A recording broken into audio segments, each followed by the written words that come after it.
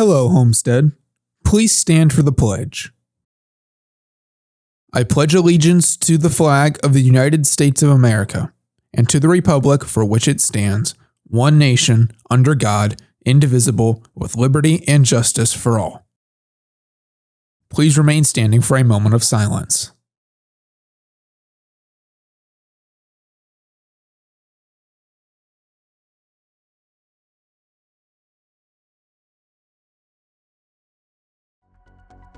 From Homestead Media, this is HHS In-Depth.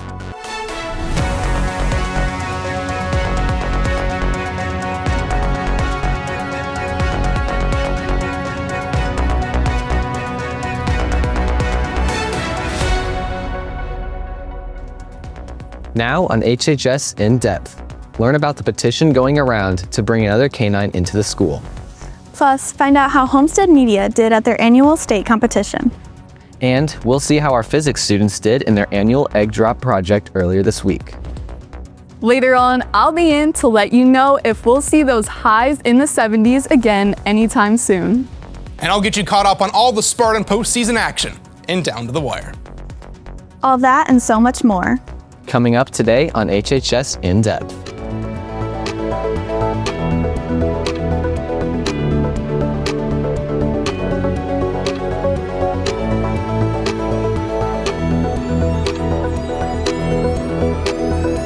Hello, Homestead. It's Friday, March 13th, and thank you for joining us today on HHS In-Depth. I'm Kenley Sugart. And I'm Kason Johnston.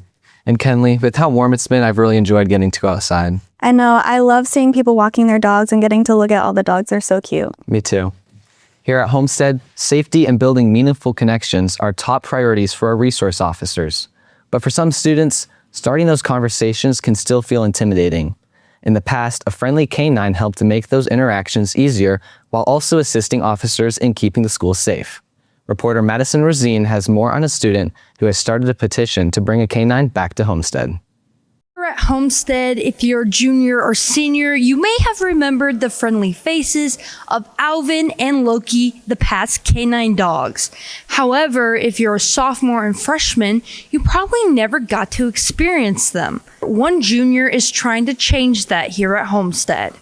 When Loki retired, it was my freshman year of high school, and it was very upsetting for me, and I miss Loki so much.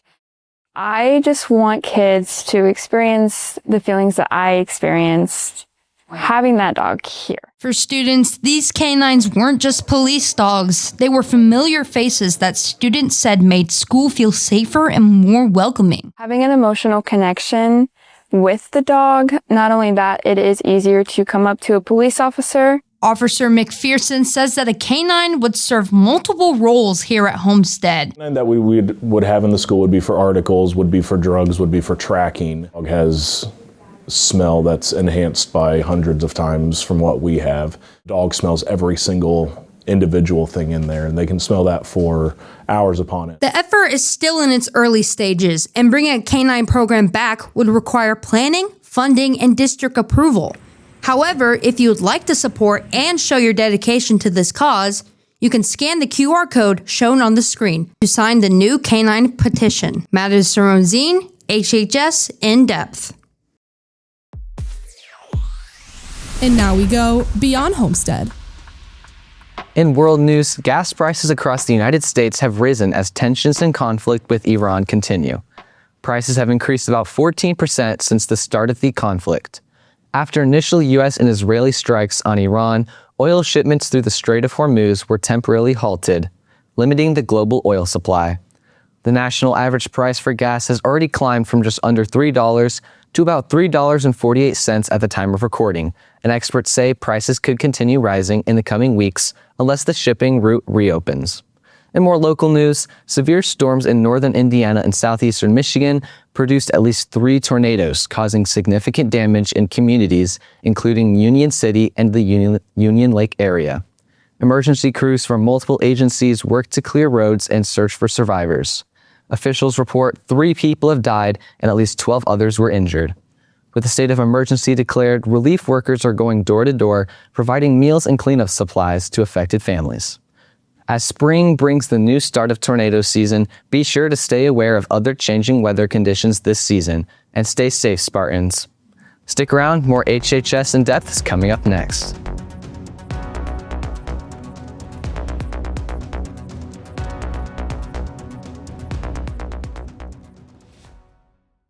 While March brings the first signs of spring, March is also National Women's History Month. This time of year celebrates women that advocated and fought for equal rights, regardless of gender, and worked to improve the way we live today. The impact of these historical women spans all fields, from science to politics to art and everything else in between. The idea itself started as a singular day event celebrated in the UK on March 8th, now known as International Women's Day. Then, in 1980, former President Jimmy Carter designated the entire month of March to women's history. Today, we take time to learn about and remember the instrumental women throughout history and thank the prominent women in our lives. Happy Women's History Month.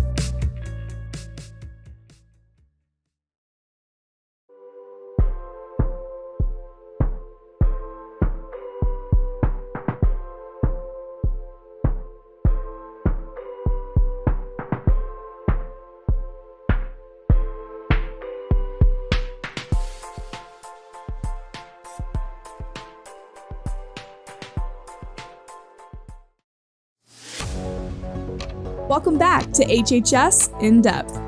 Last week, Homestead Deco traveled to the state competition, going up against more than 60 high schools from across Indiana. Students competed in a variety of business, marketing, finance, and hospitality events that test their problem-solving and presentation skills. Congratulations to the 20 Homestead students who qualified and will advance to the International Career Development Conference in Atlanta this April, where they will compete against top students from around the world. Seniors, are you interested in speaking at this year's graduation ceremony? Application information has been sent through Canvas and email. All applications must be submitted to Mrs. Kennedy in the main office by 3 p.m. today. Late applications will not be accepted. This past Tuesday, students in Mr. Kohlinger's and Mr. Linfesty's physics classes at Homestead put their creativity and gravity to the test with the annual Egg Drop Lab. The project challenges students to design a device that keeps an egg from breaking using only a limited number of supplies while keeping their creation small and lightweight. When it's time for the drop, classmates cheer each other on, celebrating the successful landings and sometimes the spectacular crashes as well. Throughout the nearly 8-hour school day, most Homestead teachers remain in one building, teaching their subjects to high school students. However, a few of our language teachers split their time between Homestead and Woodside, instructing both high school and middle school students on the same day. So I've always been split between Homestead and Woodside since I started. This is my 5th year with SACS. So I'm pretty used to it at this point because it's all I know here. And so it does shift, though, the way that we structure a class. So there are obviously, benefits to each way. And so at the high school, there's more one-on-one, where at the middle school, we have a bigger group. We get longer blocks, which can be great for projects or longer activities. So it shifts, though, a little bit the way that class structure is and what we're able to accomplish in one class period. I really do enjoy getting to see students from middle school all the way through their senior year. I know some of our programs, you have the same teacher for multiple years, but I can have students for 6 years, and just to see them grow from middle schoolers all the way to where they end up as seniors is one of my favorite parts of the job. By traveling between schools, these teachers help bridge the gap between middle school and high school, building stronger connections with students along the way. Each month, SACS students have the opportunity to nominate faculty members in their schools for the SACS Superstar Award, which recognizes staff members who make a meaningful impact on students and the district. A lot of the nominees that have won since I've been working on this committee have been the person who goes above and beyond.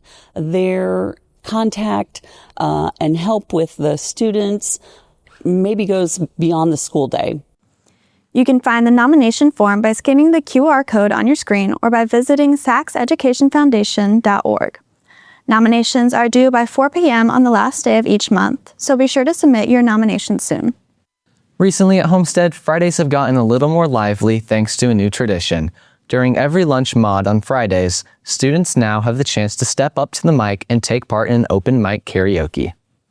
Anybody's able to come and join. At some point I'll get up there and I'll do some singing myself, but staff, any school staff, any students are more than welcome to come up and sing everybody a little jingle. With karaoke being a new weekly tradition here at Homestead, you may be wondering, why did it start and what has kept this going every single week? So karaoke just kind of started as a spontaneous thing. One day I had the microphone and just started offering kids to sing a song, and turned out that, we were having fun with it. Since the goal of karaoke is to end the school week on a high note, there are some ground rules that come with participating in karaoke. We want to be supportive of each other. We're just being appreciative of people getting out there singing. So no negative comments, no negative feedback, anything like that. We just want some positive. We want to keep it positive, keep things fun. School appropriate songs. So nothing about drugs, alcohol, language. So next Friday during your lunch mod, when you hear the announcement made, make sure to join in on the Friday fun. Atticus Dean, HHS In-Depth. Thanks, Atticus. Students, auditions for the renowned and award-winning Homestead show choirs are right around the corner. Workshops will take place March 16th through 18th from 5 o'clock to 7 o'clock p.m. in the show choir room. And auditions will be held Wednesday, March 25th from 3 o'clock to 5 o'clock p.m. Students should plan to attend at least 2 workshops before audition day, where they'll learn a pre-selected song and dance combination. New to singing or dancing? No worries. Students of all experience levels are encouraged to audition. Stop by the choir room to pick up an audition packet and take the first step toward joining one of the state's premier show choir programs. Financial aid packages are available. If you have questions, see Mr. Shaw in the choir room. A new club has recently launched here at Homestead. Hero Club brings together students who enjoy comic books, combining reading with group discussions about the stories and characters featured each week. Hero Club is about building a community not only for the nerds, but for those who can't find that space to talk about their passions in superheroes.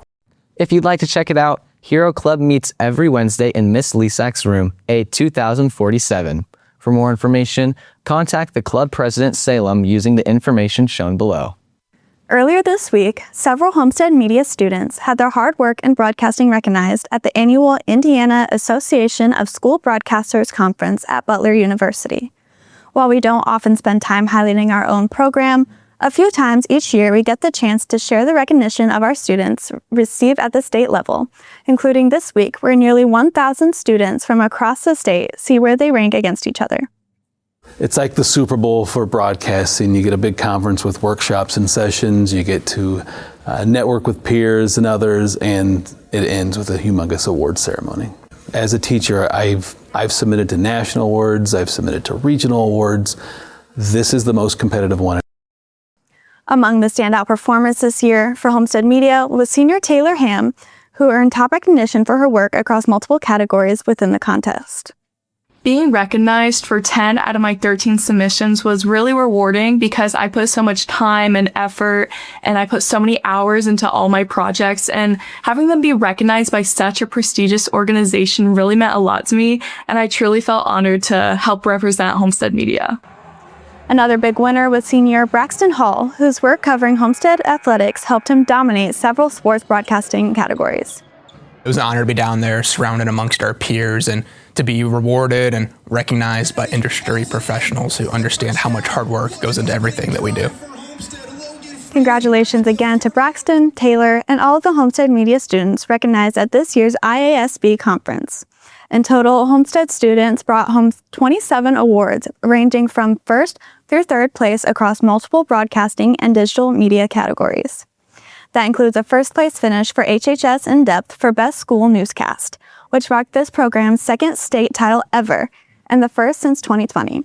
A huge shout out to the students in class that have produced content the entire school year for you here on HHS In-Depth. Tuesday night, 6 teams of Homestead juniors and seniors competed in Notorious Netters. With a double elimination format, teams battled through both a winner's bracket and a loser's bracket before the champions of each met for the final match. Congratulations to Mission Unblockable, who finished undefeated and claimed the overall championship. Kenley, recently Indiana's weather has been all over the place. I know this week started so nice with the warm weather, but it's really gone downhill since then. Well, here with us now is weather reporter Taylor Diamond. Taylor, are we going to see a warm-up anytime soon? Unfortunately, guys, it's not looking too good. To head into the weekend today, you can expect sunny skies with a high of 47 degrees. But don't be fooled, the wind will be at a strong 29 miles per hour. On Saturday, the high will be of 42 degrees with no sun in sight and dipping down into the 20s at night. Then on Sunday, you can expect to see some rain throughout the afternoon with some snow into the night and early mornings on Monday, as well as only reaching a high of 31 degrees on Monday. Sunday will be cloudy with a high of 67 degrees and a low into the 30s with wind gusts over 20 miles per hour. So if you're looking to go outside, be sure to hold on to your hat and get outside before the rain comes in the afternoon. Taylor Diamond, HHS In-Depth. Thank you, Taylor, for filling us in on this weekend's forecast. Stick around, more HHS In-Depth is still to come, including an all-new Down to the Wire with Braxton Hall coming up next.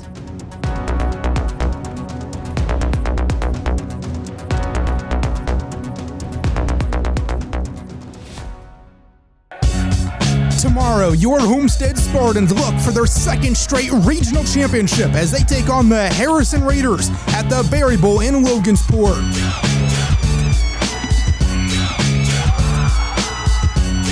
Come out and support the team in person or catch all the action on the .91 FM with tip-off at 4 p.m. Next week on HHS In-Depth, reporter Ada McCauley brings us a story over an evening with the Outsiders, a special event taking place in Homestead's auditorium. Be sure to catch that story and more next week right here on HHS In-Depth.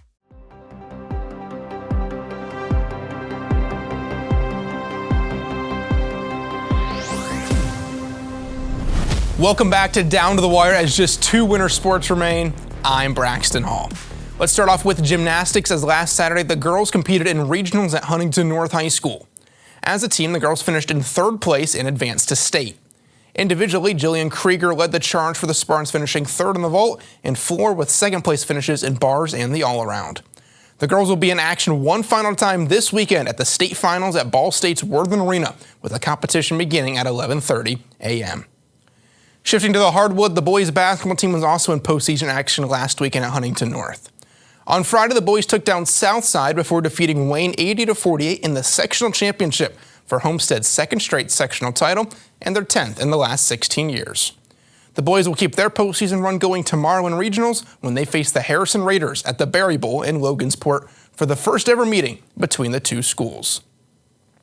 And now, before we go, it's time to reveal today's male and female Spartan athletes of the week. Nearly every week we have a show. We will select 2 winners from a current sport, and the winners can pick up their prize from the athletics office. Congratulations to this week's winners from the girls swim team, McCartney Mailer, and from boys basketball, Mac Welker. A few weeks ago, McCartney placed 7th in the 200-meter individual medley at the state finals and was one of 2 Spartans given all-state honors. Meanwhile, it was the Mac Welker show for the Spartans last weekend as he averaged 26.5 points throughout sectional play, with 30 in the championship game against Wayne.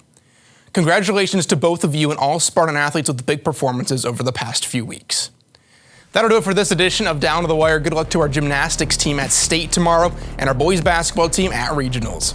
You can stay up to date with all Homestead sports by following Homestead Athletics on Instagram and Twitter. Kason and Kenley, back to you.